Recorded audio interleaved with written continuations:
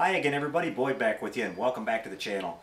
We're going to head over to the bench in just a couple seconds and talk some more about the Klingon Katinga number 2 build. She's coming along really good. We've got the forward section going on the model here, and we're going to wire in our upper deck and get all of our lighting installed here in just a little bit, and we'll show you all the action on that. I wanted to spend a couple minutes tonight talking to you guys about some things going on with the channel. First of all, I've opened up a new Google Plus page for TrekWorks and also a Facebook page, and if you head over to my YouTube main channel, you'll see the links for those over there. I've got some pretty neat stuff going on. I've got some videos and I've got a Q&A section and some other announcement about things that are going on here with the channel. And so I hope I'll see you guys over there. You're all more than welcome to stop by and check it out and leave comments or add information about the build you're working on or whatever you feel like doing over there. So that's going to be a lot of fun. And then here in the next couple weeks, I'm going to start doing a live chat session on the Google Plus community called the Hangout, which it's a new tool that they have over there over at Google Plus. And I think it'll only accommodate 10 people at a time, but it's a pretty cool feature. It's a live video chat feature, and we'll start that up and we'll have a nice time talking about model builds and tips and tricks, and I'll have a question and answer session every week so you guys can talk to me in person about some of the things you've been asking about on the YouTube videos, and I look forward to seeing you guys there for that as well. It should be a lot of fun. We'll talk movies or science fiction or just a whole bunch of fun stuff, and it'll really be a neat place to hang out and have a blast. So looking forward to seeing you guys there for that. And so things are going along really good here. The TrekWorks.net website is right on schedule for launch, guys. We're looking at the first or second week of July. And I wanted to say again that I really appreciate all the patience and everything you guys have had waiting for that. We're going to have information on there about the Cosmic Colors line of paints, the lighting kits that I'll have available for these different various Star Trek ships and different models, and then of course the building service, which is really taken off. And again, thanks a lot for that, guys. I'm really having a blast building these models for you guys, and it's just really working out well. And I know a lot of you have made inquiries and everything, so I really appreciate that. And it's just been a whole lot of fun. Now, I wanted to mention too on the channel here, you know, primarily TrekWorks has been all about Trek models, but I have a little secret to share with you guys tonight. Don't tell anybody, but in the next few months we're going to start building kits other than Star Trek. Oh, I hope that's not too big of a shock. But seriously, guys, in the last few months, you know, in the last year actually, there's been so many cool, great model kits that are coming out. And, you know, this channel has always kind of been about the TrekWorks channel, but I'm really interested in building some of the other kits and from different sci-fi genres that are out there now. I'm going to be doing some Lost in Space. I've got a Jupiter 2 kit that I want to build. And I've got some stuff from Voyage to the Bottom of the Sea, Space 1999, Battlestar Galactica. A whole bunch of stuff is coming out, and I think you guys will find it interesting, and we'll change it up here. And of course, we'll always go back to Star Trek. There'll be plenty of Trek along the way. In fact, the next build after I finish this Katinga will be the Vorcha class Klingon cruiser from TNG. That's going to be fun. And then we've got Robert's TOS 350 scale Enterprise that we're going to build. And then, of course, I'm going to build my own version of the production version of the TOS 350 kit here pretty soon too. So still be plenty of Trek to kick around on the channel, guys. I know a lot of you guys tune in to see the Trek stuff, but there's just so many other cool things that are out there, and it's going to be a lot of fun. So don't take it too hard, guys. I hope you'll hang around for that. But anyway, let's head over to the bench. I just wanted to mention too that unfortunately I got a email from my client Byron yesterday about the Katinga kit, and unfortunately he won't be able to take the model. He's having some hard, difficult financial times, and he was feeling pretty down about it, and I just wanted to give him a shout out real quick that not to feel bad at all, Byron. I mean, I understand right now it's really hard for a lot of people out there, and don't worry, I'll figure out some way to deal with that. I won't take a loss on it. We'll probably either offer it for sale to people, some of the viewers here, or somebody over at Sci-Fi Model Action, or if nothing else, we'll throw it up on good old Evil Bay and see what we can get for it. But I'm sure I can do pretty well and at least get back what I've got put into it, Byron. And I enjoy building the models anyway all the time, so it's not a loss for me at all. And I just wanted to say, don't worry about it at all, and don't feel bad. You know, it's totally understandable. And down the road, if things improve for you, you know, you're more than welcome to contact me again, and we'll work something out. We'll get another one built for you, or build something else, or whatever you want to do. So no sweat, man. So, all right, with that said, guys, let's head on over to the bench. We're ready to rock and roll some more on the Klingon Katinga Cruiser number 2 build, and things are looking really good on that. And we'll show you what's going on and show you the action over there. So hang tight, guys. We'll be right back. Alright everybody, we're back and we're set up on the bench again and ready to go. You can see I've got quite a bit more work done on the Katinga here. Let me tighten up on this shot here and see what we've been doing. You can see here at the forward section what I've done is I've got the bulb mounted on there now on the upper part of the bridge, the command deck. And what I've done for lighting in here is I've used some more of these nice little SMDs. These are just the regular white colored ones. I've used 2 of them in here and just basically glued them in place, and then I've tapped them into the main power coming in, which I ran down the neck here and brought out to the front. Down on the bottom side here, I've got a single red LED that's mounted in the photon launcher, which is just kind of always on, that's always lit. And that was really easy to hook up. And we've got 2 strips of white LED tape in really short lengths, maybe about 1.5 inches long, down inside the bulb there. That's going to light up our windows. So everything came out really good on that. I'm just about ready to seal it up. Here at the top, what I've done is I've mounted a red SMD to light our forward window here, and then I've sealed all this up with some canopy glue, and then I've just let that dry, and then I painted over it to light block it so the red doesn't reflect down into the windows down here. And this is all ready to be sealed. So what I'll do now is get this glued shut, and we'll come back in just a second and show you how that looks all lit up. And then we're going to be going around the model itself here and filling in all of our little gaps and using some canopy glue to take care of our seams. And a lot of you guys ask about how I do that, so we'll show you how we do that again, and then we're going to be ready to do some painting on this. So be right back with some more in a second, guys. Stay tuned.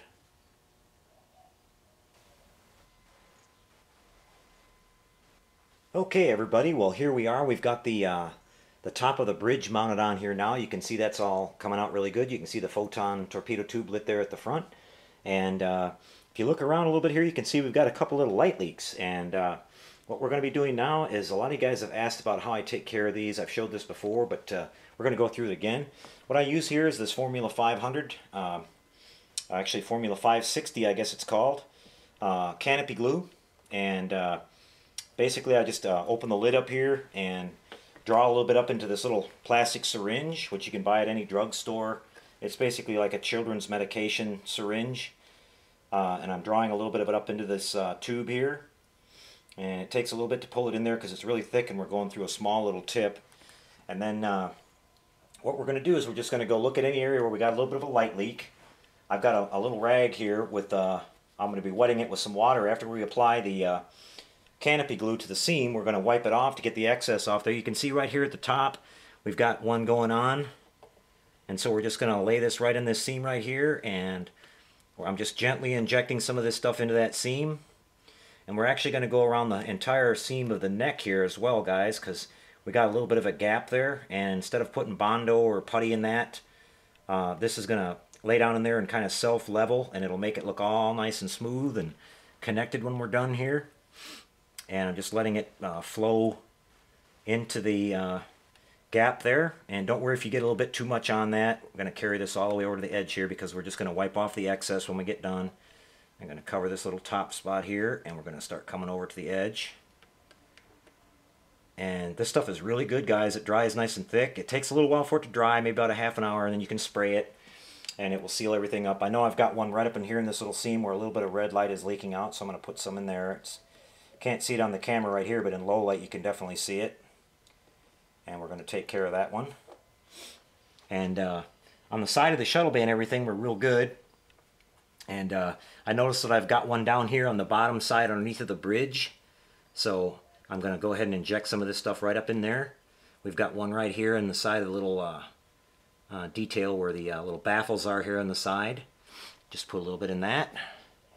And again, I'm not globbing this stuff in there, guys. I'm just, putting a little bit in there just until I see that light leak go away. And this stuff spreads really smooth. It's not very thick. And I'm just working it up in there inside. Whoops, put a little bit too much there. I squeezed it too hard. Don't worry though. We'll clean that up real easy. You can see this stuff is really easy to clean up. It's water soluble. I have a little rag here with a pump spray bottle. And I'll just take and put a little bit of water on that and wipe over it. And that will clean right up. And we're just leaving the material in there that's up in the seam. You can see we got a little bit bleeding through right there. Just the material that's up in the seam in there, and that will fill that gap. And then once we paint over that with our airbrush, that's going to take care of that light leak. Really simple and easy, guys. Doesn't get any easier than that. Okay, and we're going to go up here in the front. I see one just peeking out a little bit underneath of there. Get that one filled in. And like I said, we're just wiping off the excess. And this stuff dries nice and smooth. It self-levels and everything. So, you know, it's not like putty where you've got to go back and sand it or anything.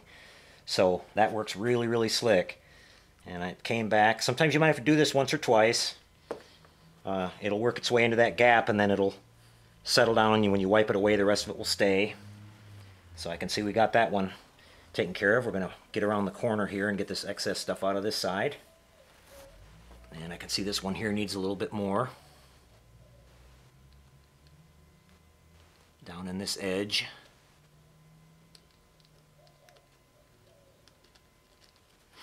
But this works really good, guys, and I've used this for a long time. And paint sticks to it just fine and everything. It'll cover up all your little...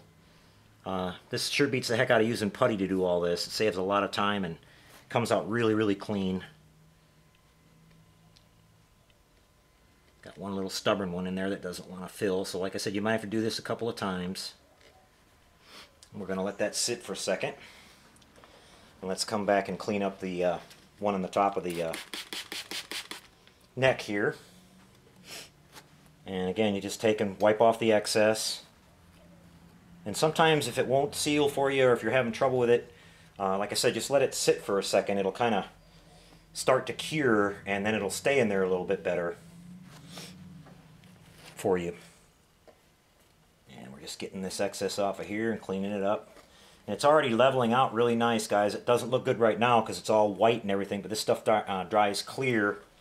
And when you paint over it, you won't even notice it. It'll be like a nice filled in edge there.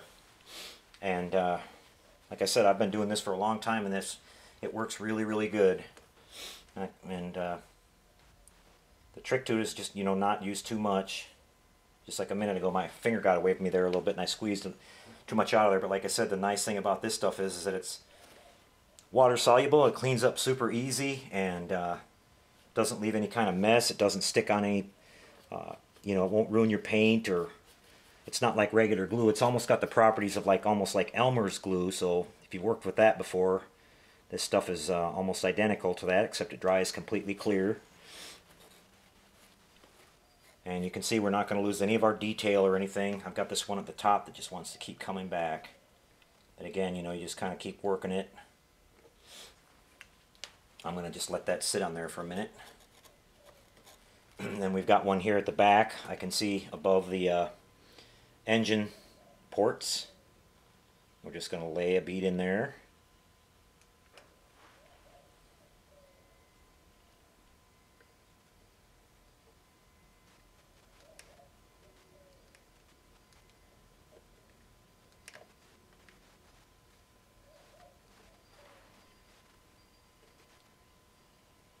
Get right up into the corner there.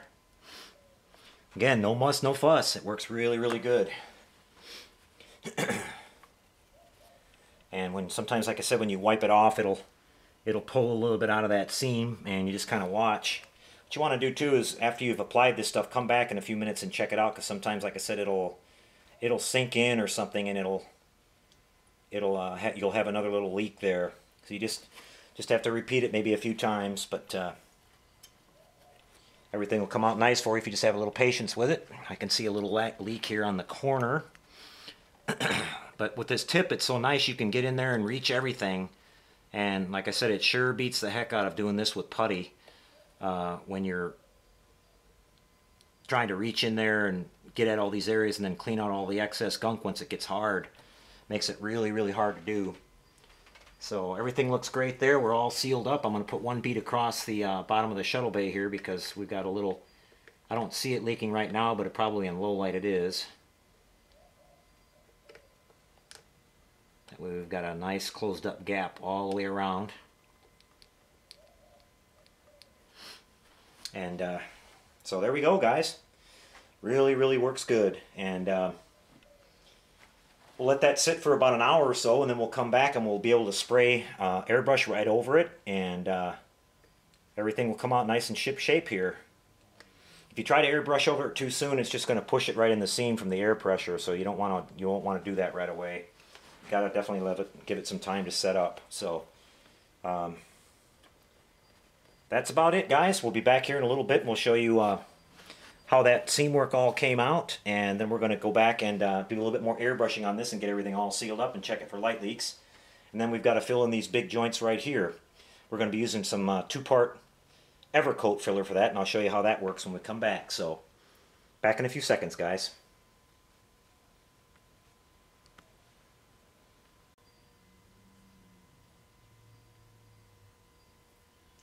Alright everyone, so here we are, we're set up and we're going to start repairing the seams on our wings there. And here's the product that I use for doing larger gaps like that, guys. This is Evercoat. This is available like at AutoZone or Auto Body Repair Shop places. You notice that this is called Evercoat Glaze Coat, or number 417. This is the stuff that's formulated for plastic. There's another one out there, I believe it's 418, that's called Metal Glaze. Now metal glaze is for using on metal, and it's meant to bond to metal, and it won't bond very well and stay on plastic. But this formula here has a built-in flex agent, and it's used for repairing plastic parts on automotive vehicles. So this is what you want to use for your models, guys. Now this is kind of expensive stuff. It's around $35 for that bottle, but that bottle will last you a long time. You can see that it's a two-part product. We've got our hardener mixed in with it here, or sitting next to it here. I'm going to mix a little bit of this up for you and show you the ratio that you want to use. It's basically very simple to do here. Once you mix this together, it starts to activate right away, so you want to be ready to go when you do it.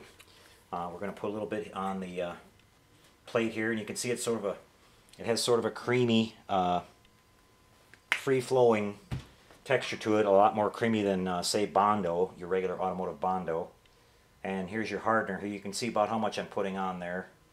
Not very much. It's just a little bit required. It's a catalyst which activates it and makes it turn hard. Now we're just going to take this little this wooden stick and stir it all up.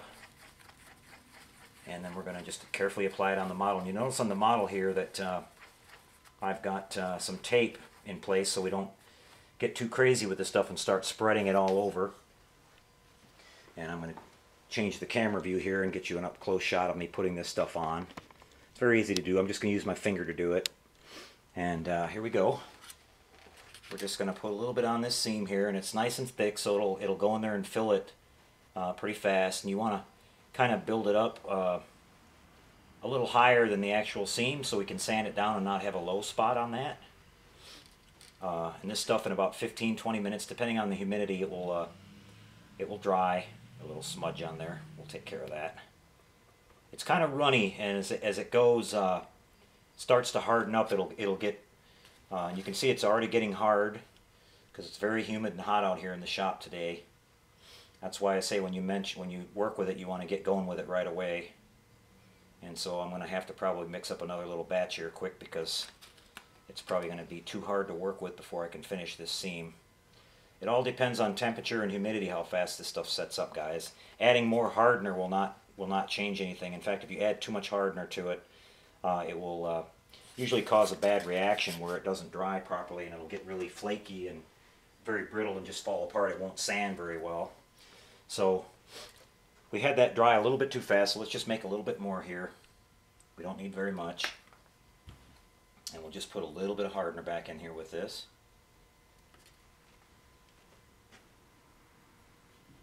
And a quick stir up again. This stuff is great because it doesn't really have a very strong odor or anything like that. And it's nice and soft if you work with it fairly soon, so you can go back and sculpt some of your details if you happen to cover those up. And this stuff usually dries free of any pitting too, unlike Bondo. Automotive Bondo tends to dry with a lot of pits in it, and you'll have to come back and use some kind of microfiller to clean that up, but this stuff usually dries pretty clean. So you can see what I'm doing is I'm kind of building up a bead on top of this that's a little bit higher than what we want, so we can sand that down and have it nice and level. I'm going to go back and just kind of add a little bit onto this one. You can see it's pretty much already cured up. Now it's not quite ready for sanding yet, but what you could do is you could take your hobby knife down, you could scrape some of this down to get rid of the excess if you wanted to, so you don't have to sand quite as much. But it sands very easily, so I'm not going to worry about it.